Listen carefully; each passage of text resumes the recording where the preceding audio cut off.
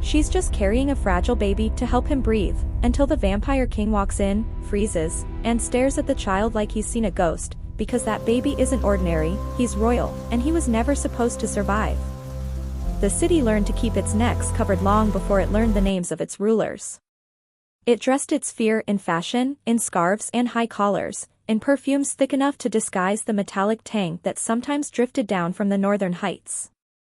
People blamed the scent on old pipes and whetstone, on the river that cut the district in two, on anything that did not require them to admit the truth. Above the fog line, behind glass that never showed reflections, the vampire court remained awake while the human streets slept. Mira had grown up in the lower quarter where roofs sagged and winter seeped through every seam. Her mother had taught her how to read men before she learned how to read words, how to count coins by touch, how to smile without showing vulnerability. After her mother's death, Mira learned the additional skills required to survive in a city where monsters were real and rules were written by the powerful. She learned when to look away. She learned how to keep her heartbeat steady when an expensive carriage rolled too close to the curb. She learned not to run when she felt watched, because running invited the chase. She had not learned how to ignore a child abandoned in the alley behind her workplace. It happened on a rain-stained dawn when the streets were still empty and the neon signs flickered like tired eyes.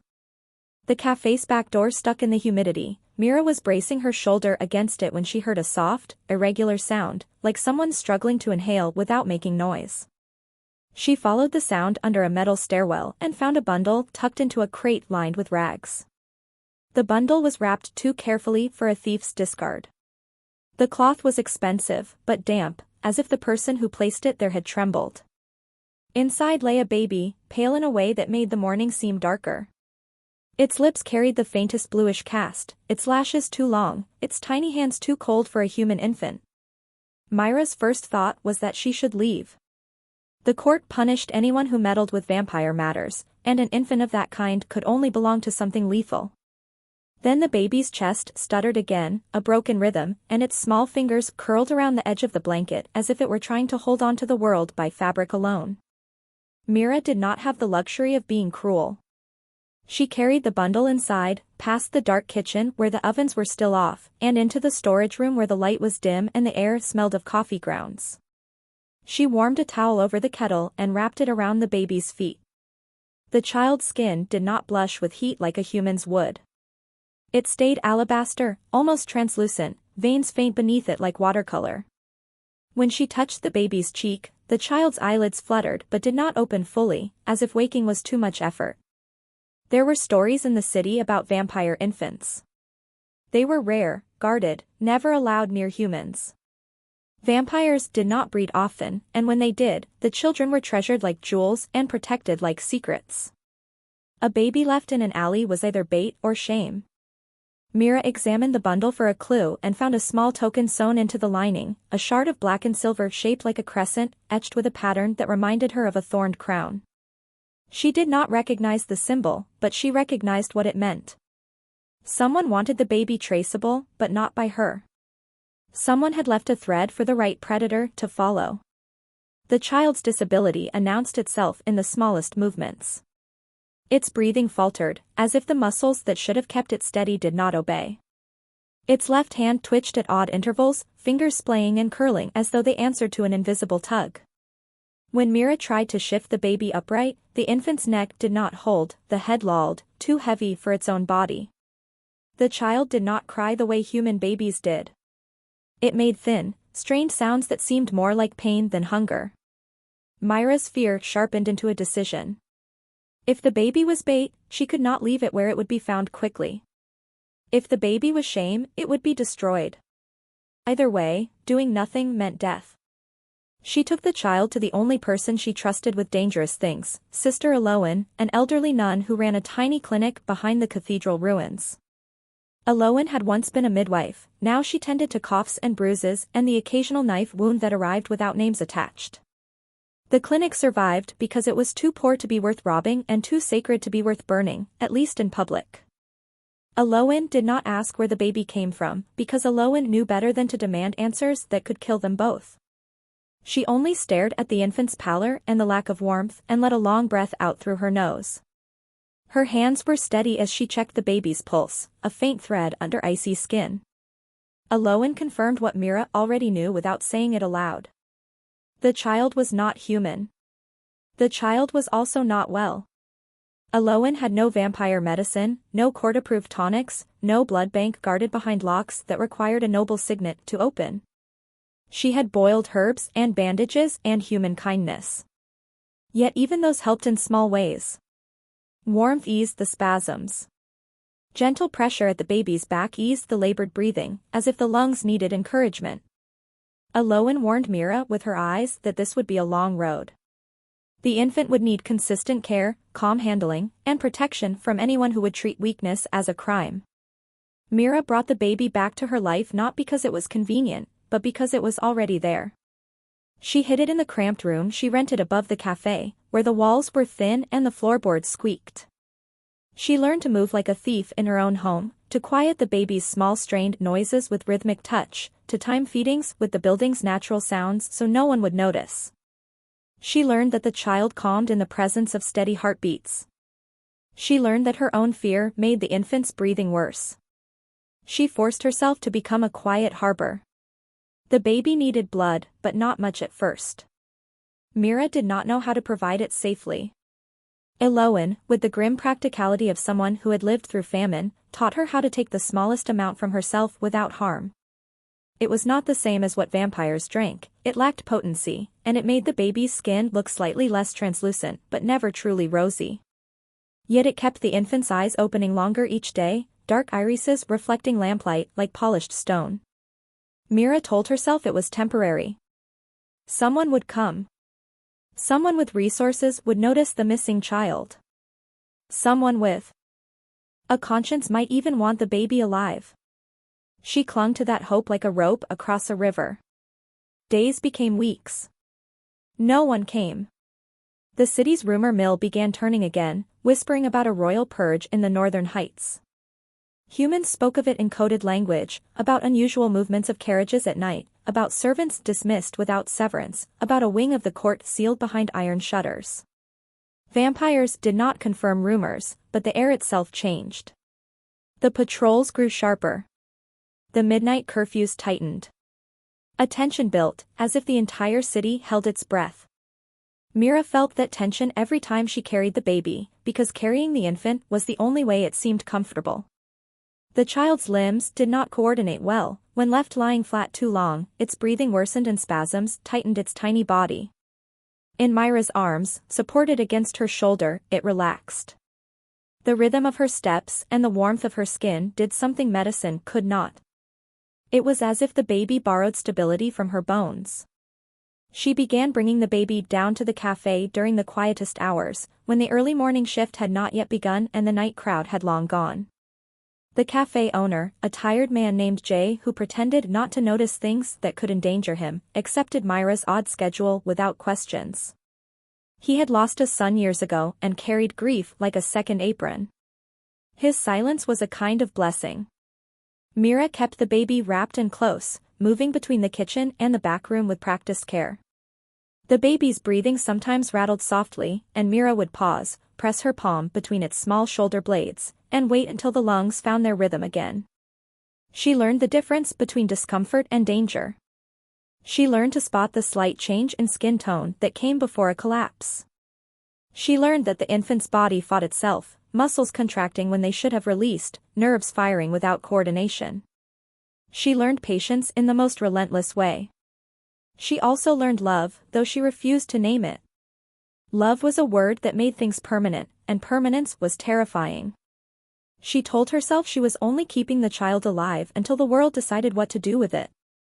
Still, she began to notice small details as treasures, the way the baby's fingers curled around her collar, the way its gaze tracked the movement of light across the ceiling, the way it grew calm when she hummed without thinking.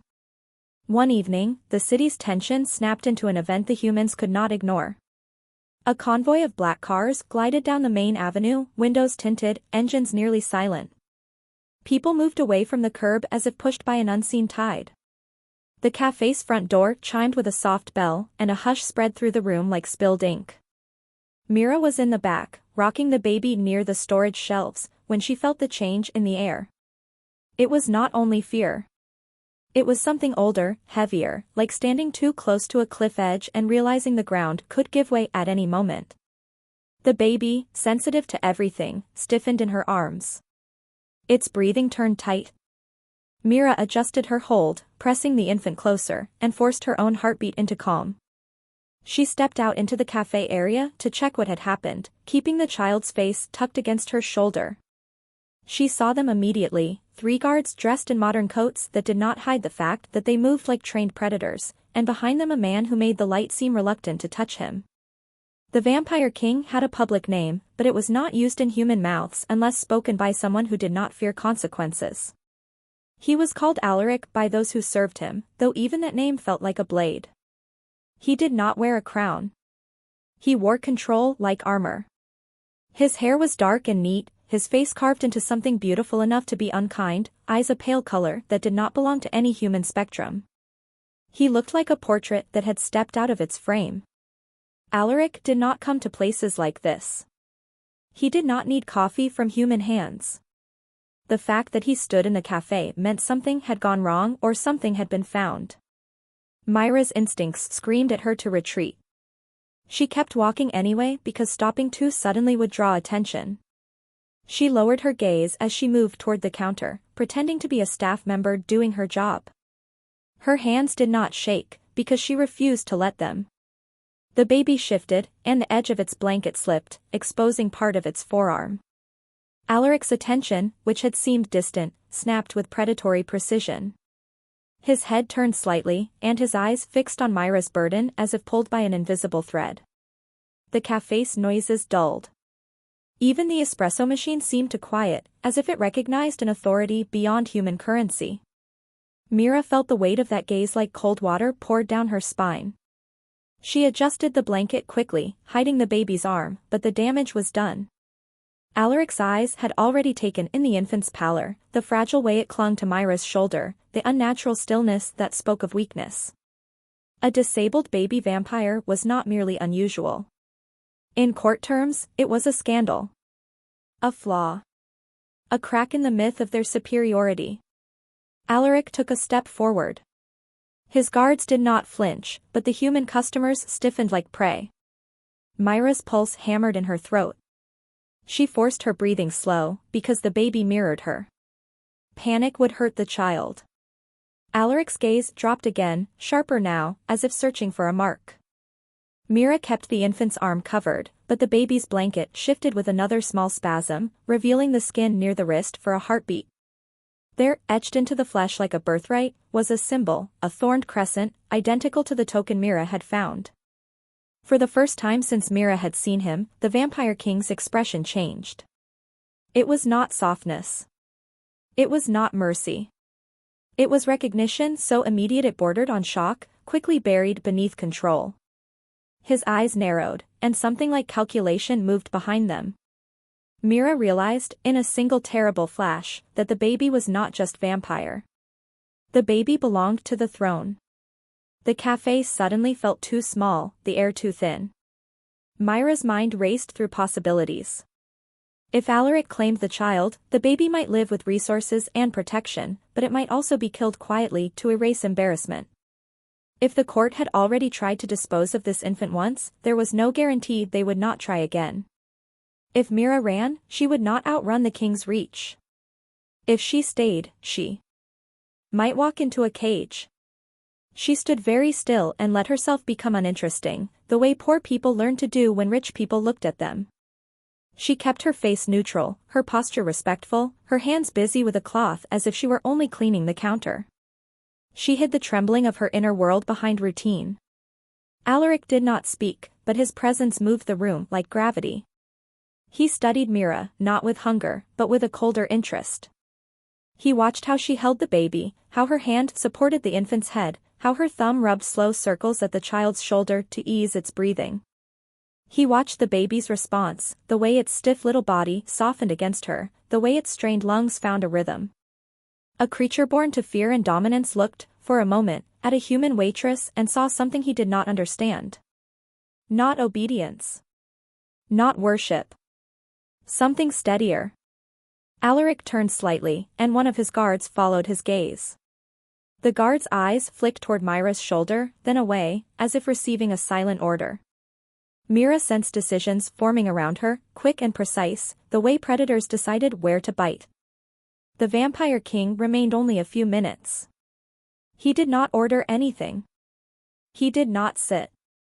He scanned the room once more, then walked out, leaving behind the echo of power and the shudder of released breath from the humans who had been holding it. Mira waited until the black cars disappeared down the avenue before she moved again. She returned to the back room with the baby pressed against her chest, her heart pounding hard enough to bruise. The infant's breathing remained tight, reacting to the lingering scent of vampire authority in the air. Mira closed the storage room door, leaned her forehead against it, and understood that her quiet, hidden life had ended. The court had seen her. The king had seen the mark. Whatever game had led to a royal infant abandoned in an alley, she had stepped into it the moment she lifted that bundle into her arms. Outside, somewhere above the fog line, the palace would already be shifting. Orders would be issued without words. Hunters would be turned into trackers. Secrets would begin to bleed into daylight. And Mira, a human waitress with no armor but her stubbornness, held the throne's disabled heir against her shoulder and tried to keep his breathing steady, knowing the next knock at her door might come from a rescuer or an executioner, and that she had no way to tell the difference. Night did not bring Mira the relief it used to. It used to be a curtain she could pull across the city, a time when customers thinned and the lower quarter became a place of muffled footsteps and cautious routines. Now night felt like an open eye. Every shadow looked arranged. Every distant engine sounded purposeful. The memory of the Vampire King's gaze sat on her skin like frost that refused to melt. She did not return to her room above the café after closing. She went first to Sister Aloan's clinic, using side streets and changing direction often, keeping the baby high against her shoulder where his breathing stayed easiest. The infant's body reacted to stress with tightness, and Mira could feel it in the way his small muscles clenched, in the faint tremor that ran through his left hand, in the fragile rise and fall of his chest.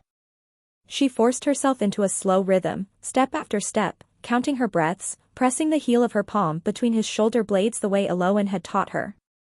The baby's breath steadied little by little, trusting her body more than the world. Aloan took one look at Mira's face and did not need explanations. She moved with the brisk economy of someone who understood danger, clearing a cot in the back room, lighting only one low lamp, and drawing the curtains tight. She checked the baby's pulse again, then his lungs, then the twitching in his fingers, and her mouth set into a thin line. She had seen sickness and injury, but this was different. This was weakness made political. Mira sat on the edge of the cot while Aloan gathered blankets and a warming stone from the stove. Mira's thoughts kept looping back to the symbol on the baby's wrist and the way the king's face had changed when he saw it. Recognition, yes, but also something like containment, as though he had to lock an emotion inside himself before it escaped. Aloan finally asked, in the careful tone of someone stepping around landmines, what Mira had seen. Mira told her without embellishment. The convoy. The guards. The king's attention. The mark. Aloan's hands paused for a fraction of a second, then resumed their work with even greater precision. That night, Mira learned a truth that settled in her bones like a second skeleton. In a city ruled by vampires, nothing royal disappeared by accident. If a royal infant had been left in an alley, it meant someone powerful wanted that child erased. If the king had seen the child and walked away without taking him immediately, it meant the king was measuring the cost of keeping him alive. Aloan helped Mira plan with the grim practicality of the poor. They made a list of places Mira could hide and crossed them off one by one, because every place Mira knew was also a place someone else could find. They considered running beyond the city's border, but Aloan reminded her that the roads were watched and that a baby with failing breath could not survive long travel. Mira hated the truth, but hate did not change it. Before dawn, Aloan pressed a small bundle into Mira's hands, clean bandages, a few herbs for calming spasms, and a vial of bitter tonic that might help the baby's breathing muscles relax. It was not vampire medicine, but it was something. Aloan also gave Mira a thin silver charm shaped like an ordinary cross. It looked harmless, human. But it was lined with a trace of mountain salt, enough to irritate vampire skin if pressed close. It was not a weapon. It was a warning. Mira returned to the cafe in the early morning haze, keeping the baby wrapped and hidden beneath her coat. Jay was already there, counting cash at the counter, his shoulders hunched as if he could make himself smaller than the world's problems. His eyes lifted, saw Mira, and then flicked to the bundle she carried. Something heavy passed between them without words. Jay had spent years not asking questions, but now his silence carried an edge of fear. He did not stop her from going upstairs. He did not tell her she could not bring trouble into his building. Instead, he locked the front door early, drew the blinds down, and placed a sign that said the cafe would open late due to maintenance. It was a small act, and yet it made Myra's throat tighten. In a city like this, loyalty from an ordinary man was rarer than gold. Myra's room felt too exposed. The window faced the street. The stairwell creaked. The thin walls carried every sound. She moved quickly, packing what little she owned into a worn bag, keeping her movements quiet. The baby watched her with wide, dark eyes that seemed too old for an infant, eyes that absorbed everything without understanding why it mattered. Mira tried not to imagine those eyes closing for good. She chose the only place left that might confuse pursuit, the building's old laundry cellar, a cramped space beneath the cafe where pipes ran along the ceiling and the smell of soap clung to damp concrete. It was unpleasant, but it had one advantage. The entrance was hidden behind a stack of cracked crates, and the cellar door could not be seen from the main stairwell unless someone already knew to look. Mira made a nest of blankets behind the washing basin, propping the baby upright against her chest so he could breathe. She listened for hours, picking apart the building's noises. Above, the city woke. People walked. Cars passed. Distant horns sounded. All of it felt like theater to her now, a performance that would continue even if she disappeared. When the knock finally came, it did not sound like a neighbor. It came at midday, sharp and deliberate, and it was followed by the unmistakable weight of boots on the stairs. The building seemed to shrink around the sound. Myra's blood went cold. The baby stiffened, his breathing tightening into the strained pattern she feared most. Mira pressed her palm to his back, slow and steady, and forced herself not to move. She held her breath and listened. The steps reached her door above. A pause. The subtle scrape of something against the lock. Jay's voice drifted from downstairs, muffled but insistent in the way of a man trying to stay calm. There was another voice too, lower and smoother, and Mira could not hear the words, only the tone, polite, certain, unhurried. It was the tone of someone who did not need to raise his voice because the world already bent around him. Mira felt the walls closing in, not from the cellar's dampness, but from inevitability. The footsteps retreated from her door. She dared a shallow breath. Then the heavy steps moved down the stairs again, slow, as if whoever climbed them had learned something and decided to approach differently. Minutes later, the cafe's front bell chimed, though Mira was sure the sign still hung outside. That sound, small and ordinary, made her fear sharper. Ordinary sounds in extraordinary moments always meant one thing: someone wanted the moment to look normal. The cellar stayed silent except for the baby's labored breaths and the faint drip of a pipe. Mira kept her cheek pressed near the infant's hair, absorbing his warmth, willing him to borrow calm from her. She did not know how long she waited, time warped under fear, but eventually she heard the stairwell again. This time it was not a crowd. It was one set of steps, measured and light, descending as if the person did not fear what waited below. The crates at the cellar entrance shifted. Myra's hand moved instinctively to the silver charm Aloan had given her. It was cold against her fingers. It made her feel foolish and slightly braver at the same time. Light spilled into the cellar, a thin blade from the opened door above. In that pale strip stood a man in an expensive coat that did not belong in a room like this. He did not bring guards with him, which was either restraint or arrogance. His eyes adjusted to the dimness quickly, predatory and calm. The Vampire King stepped into the cellar as if it were a hallway in his palace. He looked around once, taking in the pipes, the damp walls, the cramped space, and then his gaze locked onto Mira and the baby behind the basin. Myra's spine went rigid. She could not run. She could not fight. She could only become a wall between the infant and the predator. The baby reacted before Mira could. His small body trembled, his breath catching. Then, unexpectedly, his tightness eased in the smallest way, as though some deeper instinct recognized the king's presence not as threat but as origin. Mira felt it like a shifting weight, the baby's head turning slightly toward the figure in the dim light. Alaric's face did not change much, but Mira saw the tension at his jaw, the way his focus narrowed. He approached slowly. His eyes traced the baby's posture, the way Mira supported his neck, the shallow breathing, the faint tremor in the infant's hand. It was the assessment of someone who had learned to value strength and now faced the inconvenient reality of weakness. Mira held her ground. Her mind raced through outcomes.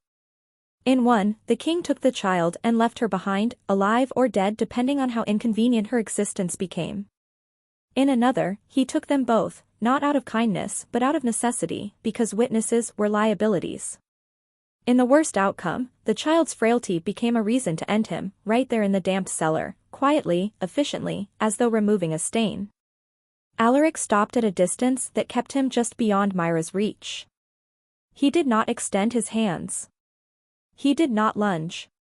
He simply looked, and the look carried an unfamiliar weight, something that was not hunger. Mira realized, with a sudden clarity that cut through her fear, that this was not a visit. This was a decision point. The king had come alone into a human cellar. That meant he did not trust his own court. That meant the danger was not only outside this building. It lived in the palace itself. Alaric's gaze shifted from the baby's face to Myra's. He studied her as though she were a puzzle. Humans were not supposed to keep royal secrets alive. Humans were not supposed to survive close contact with the court. Yet here she was, breathing, stubborn, holding an infant who should have been erased weeks ago. Mira felt a cold certainty settle in her chest. The child's abandonment had been intentional, staged in a place where death would loom. Like neglect instead of murder. Whoever ordered it had expected the baby to die without leaving fingerprints. Myra's interference had rewritten that script. Alaric's eyes flicked toward Myra's hand where the silver charm rested. A faint tightening appeared around his mouth, not pain, but awareness. He did not step closer. Instead, he shifted his stance slightly, angling his body in a way that suggested he had come without intent to attack, and wanted her to understand that without giving her control. It was an odd, careful posture for a king built on fear. Above them, in the café, a chair scraped. Jay moved, nervous. Somewhere on the street, a car slowed and then continued. Alaric made a subtle movement, drawing something from his coat. Mira tensed, expecting a blade. Instead, he produced a small object and held it where the dim light could catch it, a signet, black metal with a thorned crescent embossed on its surface, identical to the mark on the baby's wrist. Myra's throat went tight. The symbol did not just mean royalty. It meant claim. Alaric lowered the signet and looked at the infant again. The baby's eyes followed the movement, wide and unblinking. For a moment, the cellar felt like the center of the world, the place where an empire's future balanced on a breath that could falter at any second. Myra's thoughts sharpened into one desperate line. If the king claimed the child, the baby might live. If the court opposed that claim, the baby would become a target more dangerous than before. Either way, keeping the child hidden in a cellar would no longer be possible. Alaric's attention returned to Mira, and this time his gaze carried an implication Mira understood without words. She had become part of the child's survival. Removing her might weaken the baby. Keeping her might strengthen him. In a court that measured everything in leverage, that made Mira valuable and vulnerable at the same time. Mira did not know what the king intended. She only knew that he had found them, and he had come alone, and he was holding his claim like a key. Somewhere above the fog line, the palace would already be shifting again, factions moving like knives in the dark. Here, in a damp cellar beneath a human café, the vampire king stood within arm's length of a disabled royal infant and the woman who had kept him alive, and the future of both of them narrowed into a single choice that could not be undone. The cellar held its damp breath as the Vampire King stood in the narrow spill of light and weighed outcomes the way other men weighed coins. Mira felt it as a pressure in the air, the sense that a single decision could rearrange entire streets. The baby's body remained pressed against her, small and impossibly fragile for something marked by a throne. His breathing stayed shallow, but it did not collapse, as though the presence of the one who carried the claim steadied a part of him that medicine could not reach. Alaric did not move with urgency, yet the absence of urgency felt like control rather than hesitation. He scanned the cellar's corners, the pipes, the shadows, the exposed doorway above, calculating vantage points and entrances in a way that made Mira understand how survival had shaped him. The court had not made him king by kindness. It had made him king because he saw threats before they arrived. Mira understood, in the same instant, that this meeting was already compromised. If the king could find them, others could too. If the king's guards had come to the building at all, even briefly, someone in the palace machinery would notice. And if someone had tried to erase a royal infant by abandonment, that someone would not stop simply because the infant was no longer in an alley. They would adapt. They would escalate. The baby's disability made him easy to kill and easy to justify killing, a weakness that could be framed as mercy. The king's posture shifted again, and Mira realized he was preparing not to take the baby from her arms by force, but to remove them both from this location before outside variables multiplied. He took out a second object, smaller than the signet, a thin disc of black metal engraved with the same thorned crescent. It was not jewelry. It looked like a token meant to open doors, to trigger recognition, to turn resistance into obedience. He held it out at a careful distance, placing it on the edge of the washing basin where Mira could see it without reaching for it. The gesture was not trust. It was instruction. The token meant safe passage through a system built to deny safety. It meant the king had chosen one path already, not the path of immediate execution, not the path of silent disposal, but the path of relocation. Mira's stomach tightened as she recognized what relocation truly meant. It meant the palace. It meant the heart of the thing that had nearly killed the baby in the first place. She stayed still because stillness was the only bargaining tool she had. The baby shifted, a tremor running through his left hand, and Mira responded automatically, adjusting her grip, supporting his head, pressing her palm between his shoulder blades. The infant's breathing steadied again, but the effort showed in the faint tension around his tiny mouth. He was not improving fast enough for travel, and the cellar's stale air did him no favors. Mira could feel how every stressor pushed him closer to collapse. Alaric watched her hands more than her face. He watched the way her fingers held the baby's jaw so his airway stayed open. He watched the way she kept her body loose so the infant did not jolt. He watched the way the baby's rigidness softened against her as if her nervous system lent him what his lacked. In that observation, something changed, subtle, buried, but real. The king's assessment shifted from the baby alone to the pair as a single unit. Mira understood the implication with a cold clarity. In the palace, the infant would be surrounded by power and medicine and gold, but he would also be surrounded by eyes that saw him as a problem. Mira, a human waitress, had become proof that the child could be calmed, stabilized, carried without harm. That proof made her valuable in one direction and disposable in another. If someone wanted the baby dead, they might want Mira dead first, because she was the one factor they could not easily reproduce. The king stepped back toward the cellar entrance, not turning his back, not inviting attack. The movement was an unspoken command to follow, but it left Mira with a sliver of agency. She could choose how to follow and what to carry. Mira's mind raced. She had no weapons. She had no allies beyond an aging nun and a cafe owner. She had no plan that did not end with the baby dying on a roadside. The palace, terrifying as it was, held the only resources capable of keeping the infant alive long enough to matter. Mira rose slowly, keeping the baby upright against her chest. Her knees ached from hours on the concrete. She reached with her free hand and took the black token from the basin. It was colder than ordinary metal, as if it stored night inside it. The symbol bit into her skin. Above the cellar, the cafe felt like a different world. Jay stood behind the counter, face drained of color, hands clasped as though he were trying to keep them from shaking. The blinds were down, the door locked, the room stripped of customers and sound. On the far side near the windows, 2 guards waited with the stillness of statues, eyes fixed on nothing and everything. They did not look at Mira directly, but she felt their attention like a net. They were the kind of men trained to treat humans as obstacles, and yet they held themselves with restraint, as if ordered to keep the scene clean.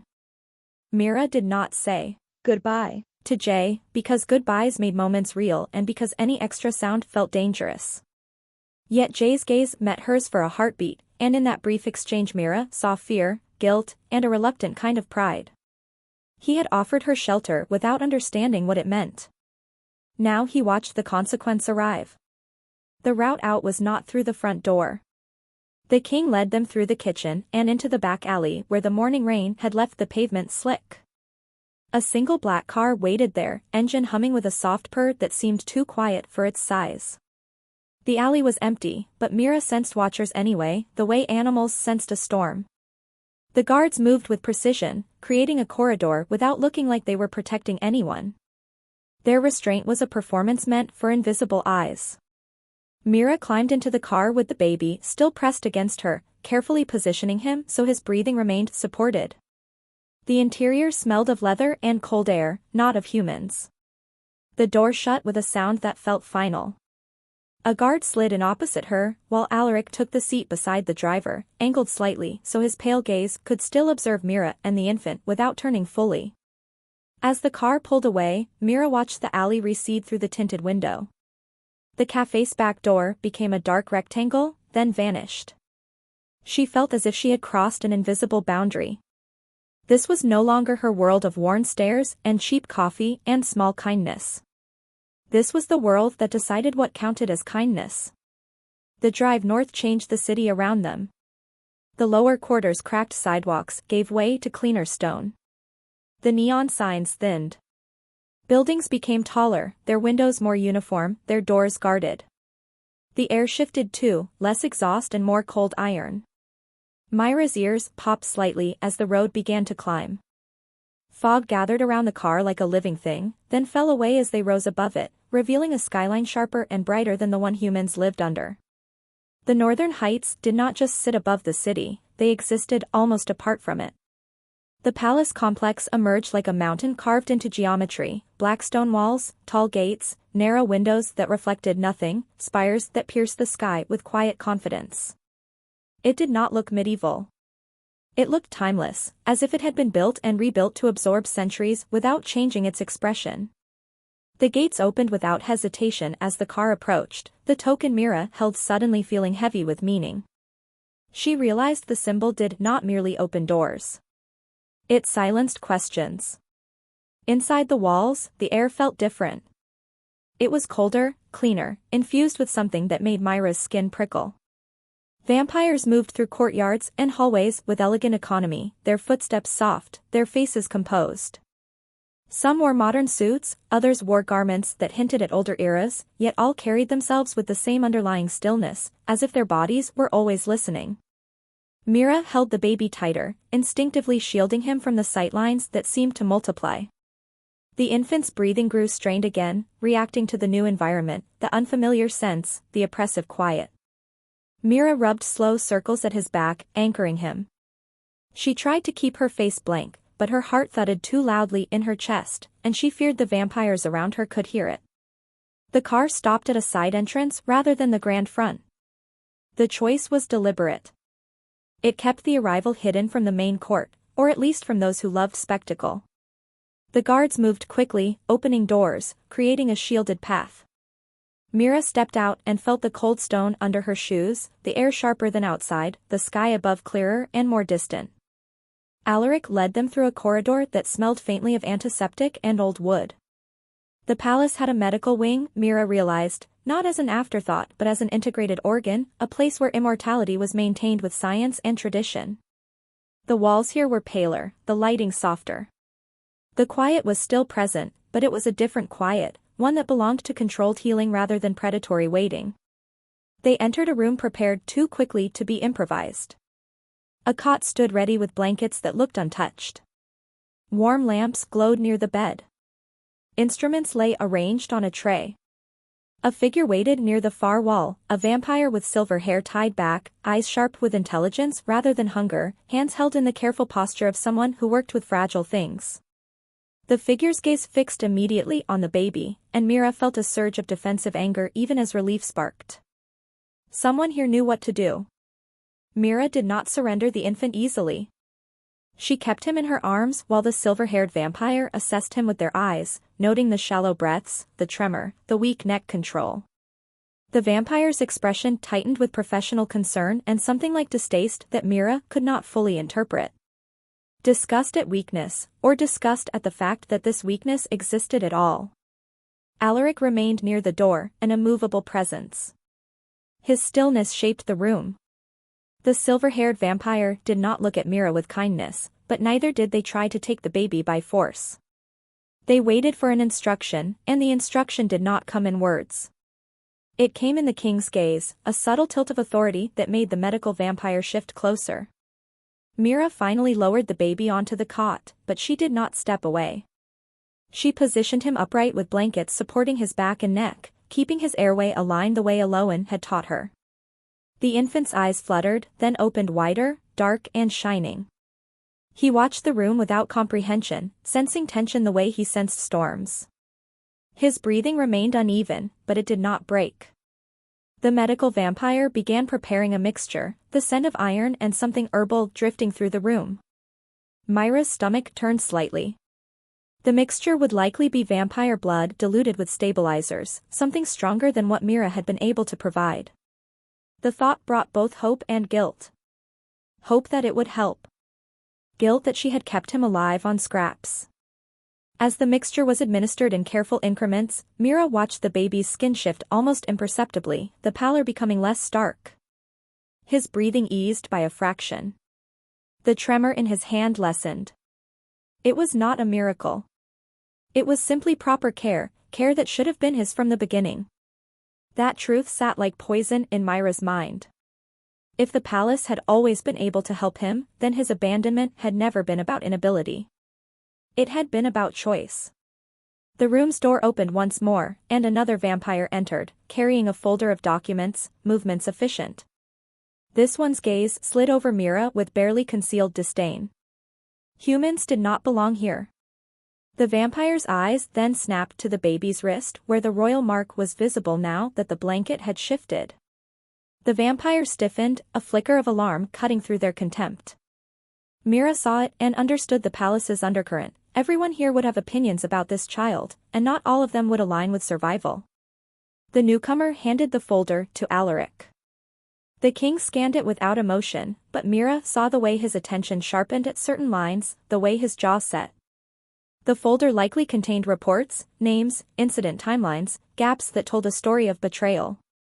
Mira could not read it from where she stood, but she could read the room's temperature dropping. Soon after, the medical vampire finished the first round of stabilizing treatment and stepped back, watching for signs of improvement. The baby remained awake longer than usual, eyes tracking light, small mouth relaxing slightly. Mira let herself breathe for the first time in what felt like days. Her hand still hovered near him, ready to correct his posture, ready to soothe him if the tremor returned. Alaric's gaze moved again, assessing Mira not as a person but as a variable. He had brought her into the palace, which meant he had not chosen the simplest route. He could have taken the infant and erased Mira, leaving no human complication. Instead, she stood here, alive, unwanted by everyone else in the room, protected only by the king's current decision. The protection felt thin as paper. Mira sensed that she was already a story circulating through corridors. A human waitress. A disabled royal infant. A king scene in a lower quarter café. The palace thrived on controlled information, but secrets always leaked. Leaks became weapons. Someone would twist this into an accusation. The king was compromised, sentimental, weakened. Someone would frame the child as illegitimate, cursed, unfit. Someone would claim the human had stolen or bewitched or contaminated. The truth would not matter. Only the usefulness of a narrative. Hours passed in a tense calm. The baby drifted into a shallow sleep, breathing steadier under the influence of the mixture. Mira stayed beside the cot, refusing to leave even when a servant appeared with clean water and a fresh shawl as if Mira were an expected guest. The servant did not meet her eyes. Everything in the palace moved as if guided by invisible wires. When night fell, the palace did not darken the way the city did. Lights remained soft and constant. Shadows were managed. The corridors stayed alive with quiet movement. Mira felt as though she had entered a machine that never stopped, a machine built to preserve power. It was late when the first attempt came. It did not arrive with drama. It arrived like a whisper in a locked room. Mira noticed it because the baby's breathing changed first. His chest tightened, and his lips began to color faintly. The medical vampire had warned that reactions could happen, but this felt different, too sudden, too sharp. Mira leaned in, pressed her palm between his shoulder blades, adjusted his posture. The baby's eyes fluttered open, distressed. At the same time, Mira caught a scent she had not smelled before in the room, something sweet underneath the iron tang, something that did not belong. Her instincts, sharpened by poverty and danger, screamed. She looked to the tray where the instruments and vials sat. One vial had been opened, its cap set aside, its contents slightly lower than before. Mira had not seen anyone enter. The servants had come and gone, but none had touched the tray in front of her. Yet something had changed. Myra's pulse spiked. The baby's breathing worsened. The tremor returned, stronger, his small fingers clawing weakly at the blanket. Myra's hand shot to the small bell at the bedside, an emergency call device she had noticed but not touched. She pressed it hard, repeatedly, until it chimed through the room with a crisp, unmistakable tone. The sound felt like her first real act of defiance inside this palace. Within moments, footsteps arrived, fast and controlled. The medical vampire returned with a flash of irritation that turned to alarm as they assessed the infant. Their gaze snapped to the tray, to the opened vial, to the baby's symptoms. Their expression hardened into certainty. The door opened again, and Alaric appeared, as if he had been waiting just outside the room or as if the palace itself had alerted him. His eyes moved to the baby first, then to the tray, then to Mira. A cold fury settled over him, not loud, not expressive, but heavy enough to make the air feel thinner. Mira understood then that the palace was already at war over this child. Someone had tried to poison him quietly, using the chaos of a new arrival and a human witness as cover. It had almost worked. The baby gasped, his chest tightening, and Mira felt terror claw at her throat. She pressed her palm to his back, trying to keep him steady, as the medical vampire began countermeasures with practiced speed. Alaric did not speak, but his presence shifted from observer to blade. The attempt on the infant's life had turned the king's decision into something sharper. It was no longer a question of whether the child could be allowed to exist. It was now a question of who in his court had dared to act without his permission, and what that betrayal revealed. Mira stood frozen, hands still on the baby, while the palace's machinery snapped into a higher gear around her. Guards moved into position. Servants vanished. The air filled with the sense of hidden doors opening and closing. The baby's breathing steadied again under treatment, but the episode left him weaker, his eyes closing, his small body trembling with exhaustion. Mira felt tears prick her eyes, but she forced them back. Crying was a luxury. Survival required sharpness. Alaric's gaze landed on Mira once more, and this time it carried an unmistakable conclusion. Whatever the court wanted, whatever factions whispered, the king had seen the baby nearly die in a room that should have been safe. He had also seen the human notice the danger first and act without hesitation. The palace might call Mira contamination, but the baby's lungs and nerves did not care about palace language. They responded to steadiness, to warmth, to the one person who had kept him breathing when no one else would. Mira realized, with a grim tightening in her chest, that she was no longer simply a caretaker. She was now a key witness to attempted murder inside the palace, a living complication the conspirators would want erased. She had been dragged into a war of inheritance and pride, and the only reason she still stood there was because the Vampire King, in the wake of that poison attempt, had begun to treat the infant's survival not as an inconvenient scandal, but as a line drawn in stone. In the quiet after the crisis, as the baby slept and guards sealed the wing, Mira felt the palace's true nature wrap around her. It was not a place of luxury. It was a place of knives hidden in silk. And now, in the center of it, a disabled royal child breathed in fragile increments while a human waitress stood watch, knowing that the next attempt would come smarter, quieter, and closer. The hours after the poisoning attempt did not feel like recovery so much as reorganization. The palace wing tightened around the infant like a fist, not to protect him out of tenderness, but to control the narrative of what had nearly happened. Doors that had been quietly opened became locked behind new protocols. Corridors that had carried servants with lowered eyes became corridors patrolled by guards who did not pretend not to notice. Even the air seemed filtered, stripped of casual movement, as though the building itself had been instructed to stop breathing freely. Mira stayed beside the cot until her legs trembled from exhaustion. The baby's body had fallen into a deeper sleep after the countermeasures, his face slack with the kind of fatigue that frightened her more than crying ever could. His lungs moved in careful, measured rises, steadier than before but still too shallow, still fragile. The tremor in his left hand had dulled to a faint twitch that came and went like a distant signal. Every time it returned, Mira's muscles tightened instinctively, ready to adjust his posture, ready to lend stability through touch alone. The silver-haired medical vampire returned repeatedly to check vital signs with a precision that bordered on reverence, not for the baby, but for the process of keeping something alive that should not have survived this long. The vampire's earlier distaste had evolved into something else, a professional recognition that the infant's condition was complex, layered, not simply weakness but damage, possibly deliberate damage. Mira saw the medical vampire studying the baby's wrists and neck, the subtle stiffness in the jaw, the irregularities in breathing patterns that suggested nervous system interference rather than a simple congenital flaw. The palace could name the child cursed if it wanted, but curses were often the convenient mask for poison and politics.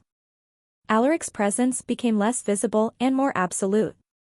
He did not remain in the room for long stretches, but Mira sensed him everywhere in the changed behavior of others.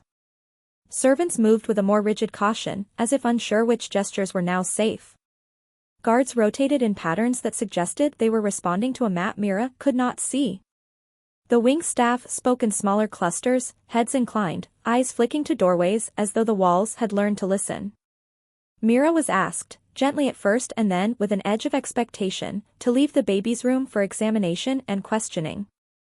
She refused to go far. She remained in the outer chamber, close enough to hear if the baby's breathing shifted, close enough to catch changes in the room's rhythm. She realized that her refusal was not treated as insolence. It was treated as data. Each time she insisted on proximity, the baby's stability improved. Each time she was pushed away, his breathing tightened. The palace's medical instruments did not measure that bond, but the living evidence did. By the next night, Mira was moved. The change came not with an announcement, but with efficiency.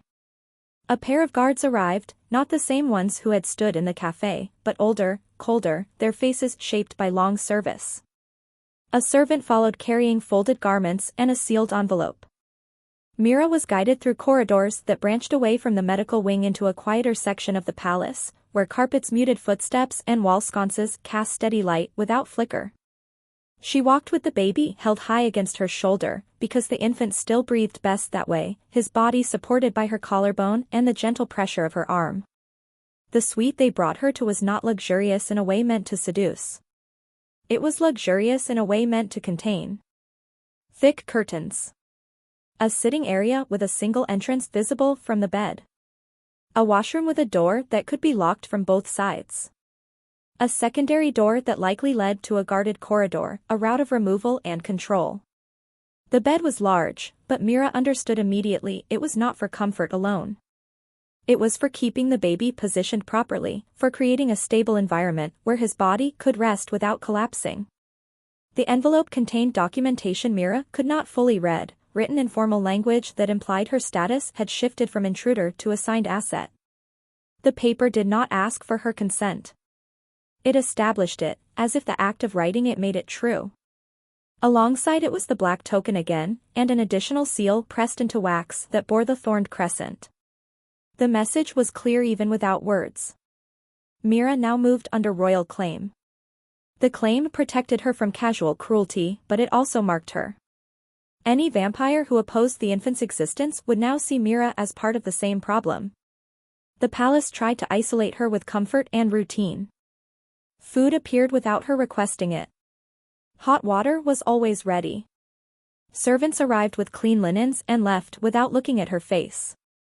The suite's windows showed a courtyard where statues stood in permanent poses of devotion, but the glass was thick, and Mira suspected it would not open. Everything was designed to make her stop thinking about escape and start thinking about acceptance. Mira did not accept. She adapted.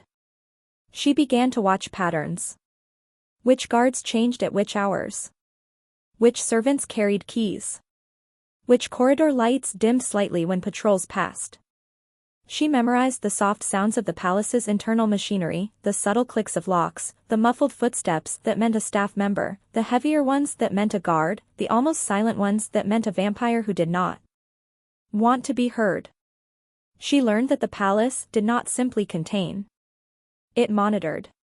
The baby became her anchor in this surveillance-heavy world. His condition improved in small, uneven steps. Under proper vampire medicine, his skin gained a faint warmth that made him seem less like a statue and more like a living child. His eyes stayed open longer, tracking movement with a quiet intensity. His neck remained weak, but there were moments when it held itself for a heartbeat longer than before. The tremor in his hand decreased, and when it returned, it seemed less like pain and more like misfiring signals that could be soothed with careful pressure. Mira learned new methods from the medical vampire, not through spoken warmth, but through observation and instruction delivered in gestures and demonstrations. The palace's healer showed her how to position the baby so his airway remained open with minimal strain. The healer showed her how to recognize the early signs of oxygen deprivation, how to respond before crisis. The healer introduced splints and supports designed for infants with poor muscle control, crafted from soft materials that would not chafe delicate skin. Mira absorbed everything like someone starving for knowledge. Yet even as the baby's body stabilized, the palace's atmosphere grew more dangerous. The poisoning attempt had not been a lone mistake. It had been a probe, a test of how quickly the palace would react and who would notice. Mira started to see the ripples in the court's behavior. A servant who had been present in the medical wing disappeared from their routes and was replaced by another with a blanker expression. A guard's posture shifted when Alaric passed, as if fearful of being measured and found wanting. In the distance, the palace's central hall began hosting more closed gatherings, the kind that left the corridors colder afterward. Mira realized that Alaric was hunting, not with fang and claw, but with authority. He was mapping loyalties. She caught glimpses of him only rarely. When he appeared, it was always with the same controlled stillness, but the stillness had a sharper edge now. His gaze had become an instrument. He looked at servants as if weighing whether they belonged to him or to the conspiracy. He looked at the baby as if the infant had become a decision he was willing to defend with violence. And when he looked at Mira, it was no longer puzzlement alone. It was recognition of a strange dependency he did not like. The dependency was not romantic or sentimental. It was biological, tactical. The baby's nervous system responded to Mira's steady warmth. Her presence reduced episodes. Her absence amplified them. That bond made Mira both valuable and vulnerable, and it forced Alaric to confront a truth that threatened his court's ideology: a human could be essential. The palace began to speak of the infant without using his name. Mira learned the pattern quickly. Those who opposed him avoided acknowledging him as a person. They referred to him as an irregularity, a complication, a liability. Those who supported the king's stance referred to him as a symbol, an heir, a line in the ledger of legitimacy. Almost no one spoke of him as a baby. Mira did, silently, every time she adjusted his blanket and watched his tiny mouth relax and sleep. On the 5th day after the poisoning attempt, Mira noticed something that chilled her. The baby's wrist mark looked different under the palace lights, the thorned crescent more defined, the etched lines darker. At first she thought it was simply her imagination, her eyes strained by sleeplessness. Then she realized the truth. The mark was not static. It responded to blood and proximity. Under proper vampire nourishment, it awakened. The palace's physician confirmed it through examination, and the confirmation carried a new weight. An awakened royal mark could not be faked with ink or carved by a blade. It was a biological signature tied to lineage and power. The more it awakened, the more undeniable the baby's claim became. Undeniable claims sparked desperate actions. Mira felt that desperation creeping in. The palace staff grew stricter with her movements. She was no longer permitted to walk corridors alone. She was escorted to the medical wing and back like a valuable object. The suite's doors were always guarded now, and the guards changed frequently, as if the king did not trust any one pair for too long. It should have reassured Mira, but it did not. Too much security meant the threat was close. One evening, the baby's breathing remained calm for nearly an hour while Mira held him upright, his head resting against her collarbone. In that fragile calm, Mira felt something shift inside her. She had stopped thinking of the infant as something she carried temporarily. She had begun to think of him as hers to protect, not by law, not by blood, but by choice. The palace might call her a contaminant, but she had become the one constant in his life. Constance mattered. That same evening, Mira received an unexpected visitor. The arrival was not announced with ceremony. A servant opened the suite door and stepped aside, and a woman entered with a presence that made the air feel arranged. She was a vampire, tall and composed, dressed in a style that balanced modern sharpness with old-world austerity. Her hair was pale, almost white, gathered neatly back. Her eyes were a deep, unreflective shade that reminded Mira of still water hiding depth and danger. Mira recognized her from whispers she had overheard in corridors. Not the queen, because the throne did not share itself, but the dowager regent, the one who had ruled in all but name before Alaric consolidated power. A figure of tradition. A figure of old court purity. The regent's gaze moved to the baby first. It lingered on the infant's weak neck, the slight tremor in the hand, the careful supports propping him upright. Something like distaste flickered across her expression, quickly masked by composure. Then her eyes shifted to Mira, and the distaste sharpened into something colder. Mira felt her skin prickle. This was not a medical visitor. This was a political blade. The regent moved closer, slow, measured, as if ensuring every step was witnessed by the guards outside. Mira realized, with sudden clarity, that the regent wanted witnesses. She wanted the palace to know she had come. She wanted her stance to be visible. Mira tightened her hold on the baby, keeping his breathing steady. The infant's eyes were open, watching the pale-haired woman with quiet uncertainty. He did not cry. He simply observed, as if already learning that the world around him was a shifting threat.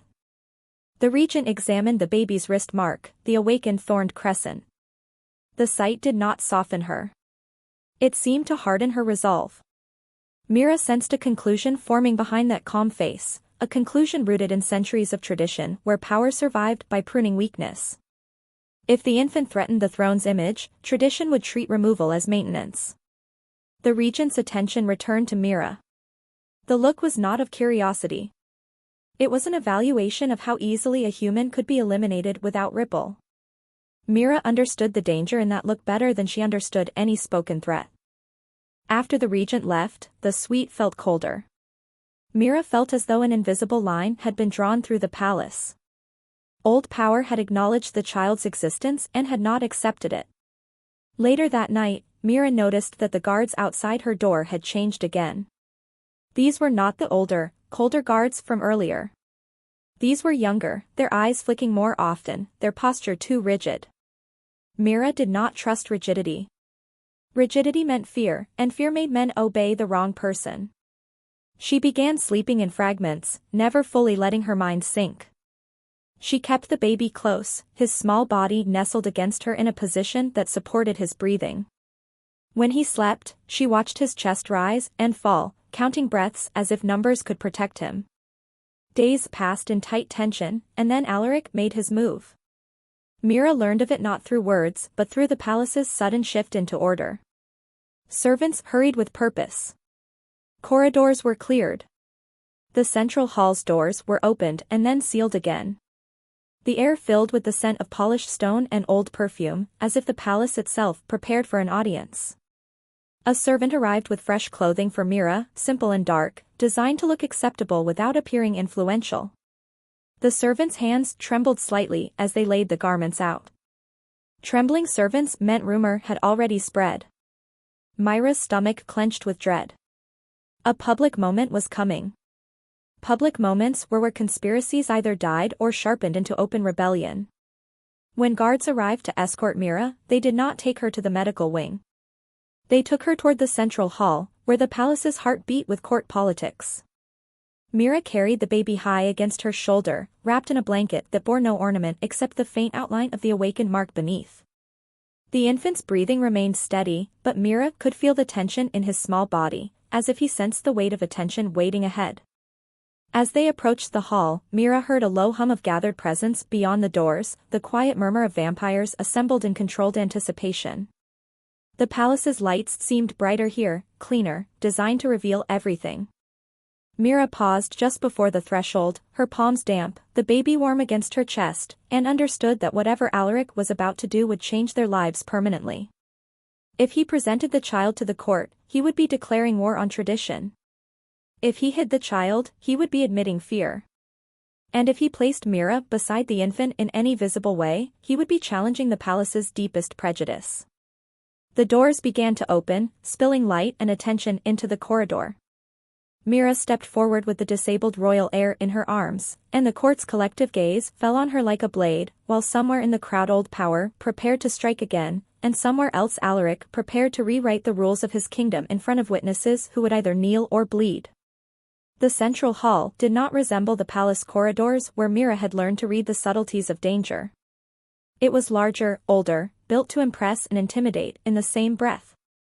The ceiling rose high enough to make voices feel small, though the room was quiet now, a controlled hush filled with waiting. Columns of dark stone lined the hall like ribs. Between them hung banners bearing the thorned crescent, but in the hall's brighter light the symbol looked less like an emblem and more like a warning. Mira stepped forward with the baby held upright against her shoulder. She had dressed in the simple dark clothing provided, but it did not make her invisible. It made her contrast sharper against the polished elegance of the vampires gathered. Their eyes were everywhere, pale, dark, bright as coins, each gaze a measuring tool. Mira felt her heartbeat loud in her ears and forced herself to slow it, because the baby's body reacted to stress like a leaf in wind. The infant's breathing remained steady, but she felt his small muscles tense, a tremor threatening to return. The court stood arranged in semicircles, tiered with subtle hierarchy. Some vampires wore modern suits that screamed wealth without ornament. Others wore garments that hinted at older eras, high collars, embroidered cuffs, jewelry that looked like it had absorbed centuries of blood. Mira saw faces that carried the stillness of long life and the boredom of power. She also saw something else. She saw curiosity sharpened into hunger, not for blood, but for scandal. At the far end of the hall, raised on a dais of black stone, stood the throne. It was not elaborate. It was simple, angular, carved from a single piece of dark rock that seemed to drink light. Beside it stood Alaric, not seated, because sitting would have implied comfort, and this was not a moment for comfort. He wore no crown. He did not need one. The hall bent toward him anyway. Mira's escort halted at a marked point in the floor, a subtle inlay of silver that likely served as a boundary. She stood on it with the baby in her arms, and the court's attention narrowed into a spear. The infant's wrist mark, awakened now, pulsed faintly beneath the skin as if responding to the proximity of the throne. It was not dramatic enough to glow, but it was undeniable.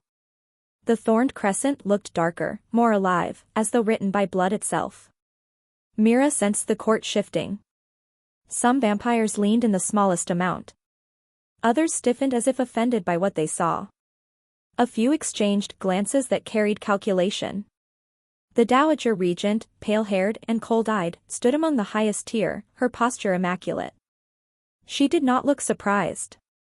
Her expression suggested she had come expecting battle. Alaric let the silence stretch long enough to force every gaze into stillness. The hall's quiet became oppressive, a pressure that made Myra's lungs want to contract. She kept breathing slowly, keeping the baby's airway supported, one hand under his shoulders, one hand steady at the back of his head. The infant's eyes were open, wide and dark, tracking the shifting forms. He looked too small for this room, like a candle carried into a storm.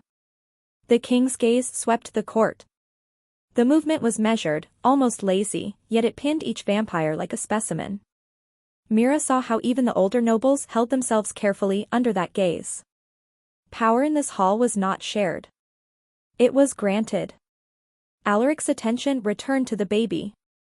Something in his face tightened, not in disgust, not in pity, but in an emotion Mira could not name because it did not belong to her world. It looked like responsibility stripped of softness. It looked like a decision that had been delayed too long and could no longer be postponed. The moment shifted from tension into declaration without the need for spoken words. The king stepped down from the dais and walked toward Mira, slow and deliberate. The court's stillness became sharper.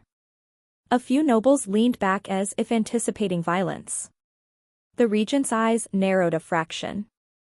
Alaric stopped close enough that Mira felt the cold aura of him, the way vampires seem to carry night even under bright light. He looked at the baby's face, then at the mark, then at Myra's hands supporting the infant's fragile body. Myra's throat tightened as she waited for the inevitable demand. Instead, Alaric extended his hand, not toward Mira, but toward the baby.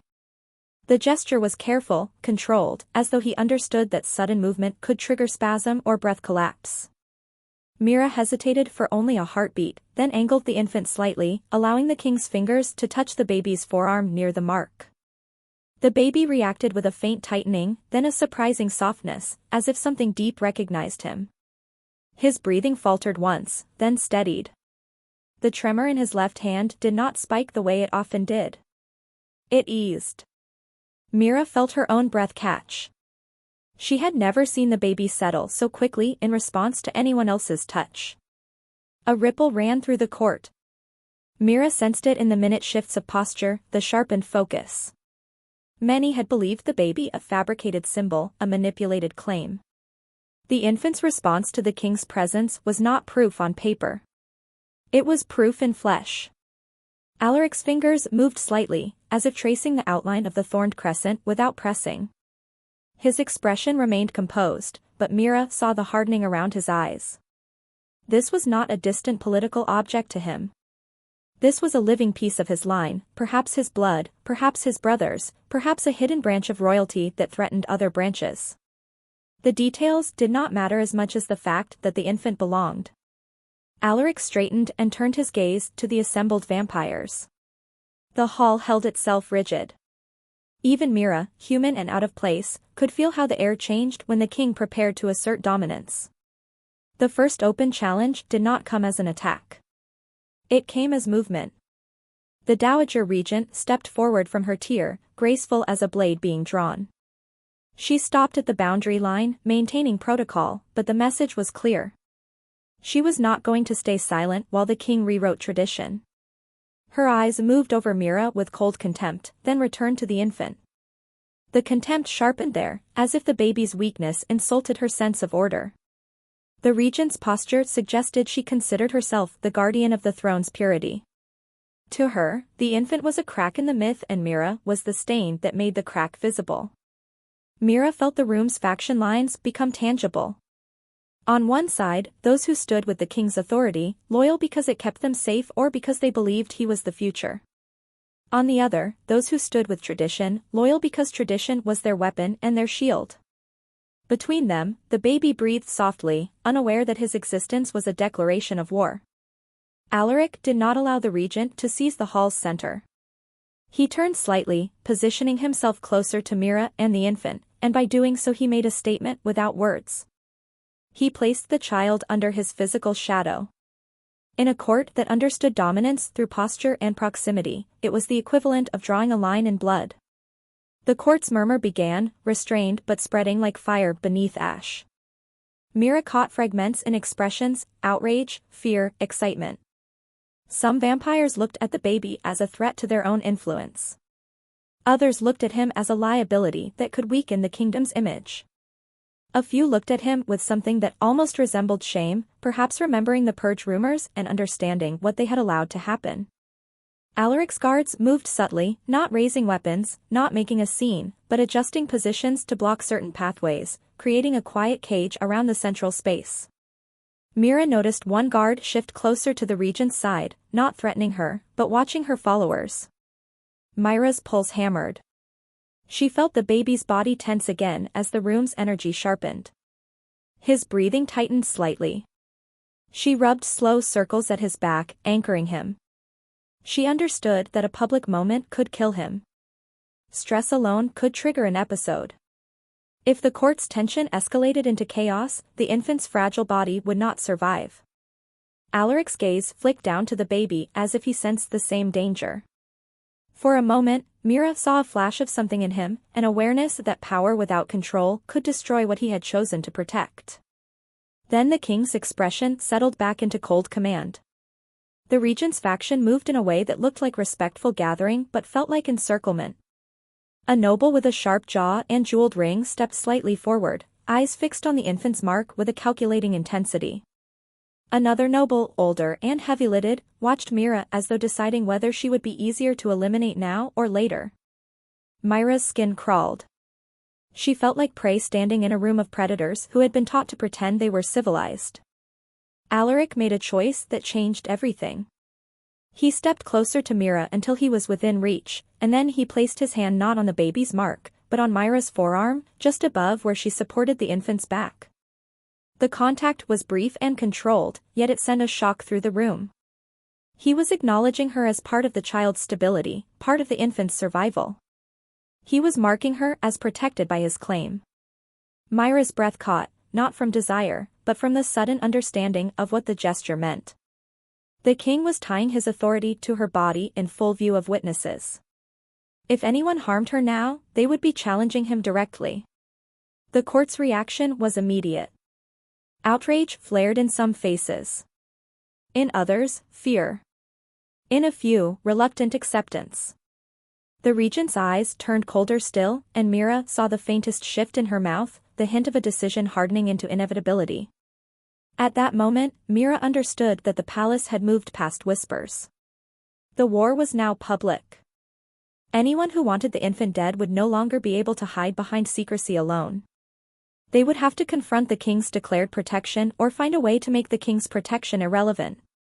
The most dangerous conspiracies were the ones that adapted quickly.